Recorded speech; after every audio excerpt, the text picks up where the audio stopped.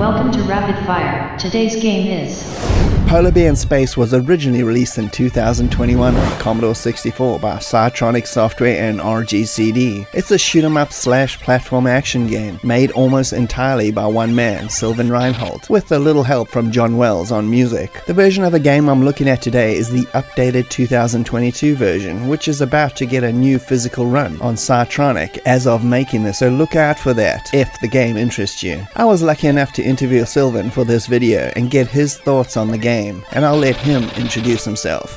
Hi, I'm Sylvan Reinhold. I designed and wrote Polar Bear in Space, did all the game design, programming, graphics, and sound. Since I'm not a musician, I was fortunate enough to also work with John Wells, who contributed the music, and my very good friend Dina Smith assisted with game design, marketing strategy, and the concept for the video trailer.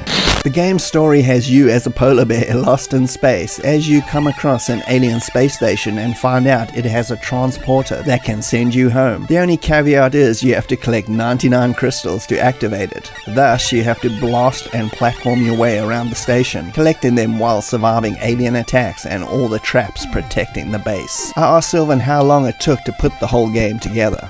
Polar Bear in Space took about 3 years from start to finish, and that was between December 2018 and December 2021. And just like probably most retro game development these days, that was not full-time, but mostly done whenever there was free time to spare, really. I went back and forth quite a bit deciding on game and visual design direction, so that went through something like 3 or 4 iterations, and also optimizing everything to make sure the game runs smoothly and fits into memory. What probably took the most effort overall, though, was the last 20% of the process, trying to make sure everything worked as a coherent unit. And then there was the video and the user manual, and the publishing process also took a good chunk of time during that last year as well. The basic gameplay has you blasting incoming aliens, collecting supplies as you search for terminals which you have to hack to gain access into the inner facilities, and sends the game into a platform-style affair as you try to retrieve all the crystals in the area. The game is a really great blend of 2 distinct gameplay styles, a drop zone style shoot-'em-up and a more traditional style platformer. I asked Sylvan if there was any particular games that were influences on Polar Bear's design. The 2 main influences for Polar Bear in Space were Drop Zone and Whizball.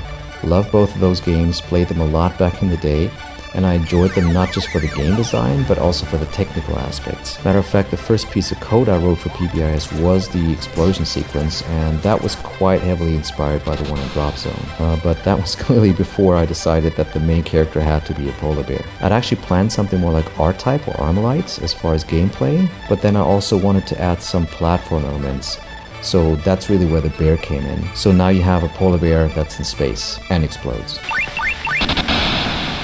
Footage here is from both the original version and the newer updated one, which Sylvan did after player feedback and reviews of the game. A host of improvements have been implemented, the most notable being bearable mode. As you can see here, it improves many aspects that make the game much easier to play and makes this way more fun and accessible. I played the original version in 2021 and was put off a bit by the difficulty, which made it very frustrating. It's still no walk in the park though, but it's now something I'd totally recommend, especially to fans of Whizball or Drop Zone. And I asked Sylvan his personal reasons for this new version. A lot of that was based on feedback I got since the initial release. Most of it was actually very positive, and it was nice to see some of the great reviews the game received too. And as long as you're prepared to not take things too personally, you can get a lot out of the comments folks post online about your work as well. There were also a few challenges I saw people having based on playthrough videos they posted online, and the other half was me changing some of my own perspective on my work with a bit more distance. And it also took a while for the cart release to be feasible in the first place, so I figured it'd be a great opportunity to make some adjustments and additions to the game while waiting.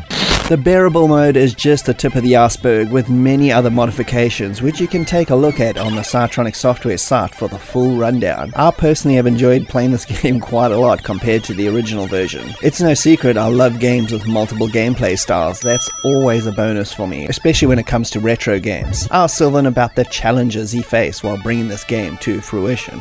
The biggest challenge was mostly trying to fit the entire game into the available 64K of the machine. That's something you really have to think about when you add features. And then I wanted to include a real ending sequence too, so that's when you gradually notice you're running out of memory and you start trying to find ways to optimize all that. For example, the game does a lot of data decompression on the fly, and that probably made the most significant difference as far as memory. Performance was another challenge, trying to keep the frame rate up with everything that needs to happen on the screen. And the particle system for the explosion sequence is maybe also not the most trivial thing you'd ever do in assembly language. So these things really start adding up pretty quickly, but they're all nice challenges to have.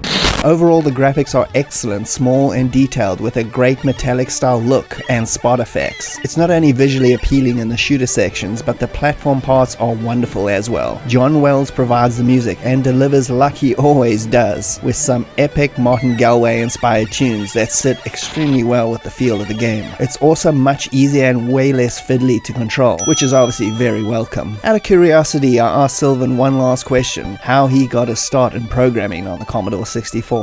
We got a Commodore 64 as our first computer when I was still in elementary school, and at that time I got all the books and magazines I could to teach myself BASIC and assembly language too. Might have started working on a game or two back in those days as well, but I never finished any of them, and that was partly also because it was pretty tedious to write anything directly on a C64. And at that time there was also no internet or cell phones, so as a child you actually got to play outside a lot. And now just a few years back in 2018 I finally decided to write and actually complete a full game, and here we are. And that's it. Polar Bear in Space is available in the new limited white cartridge version, digital as well, for mini maxi and emulation use, and only works on PAL systems, so bear that in mind. It's another great modern C64 game I'd highly recommend, and links in the description to Cytronic Software, so go and have yourself a real blast.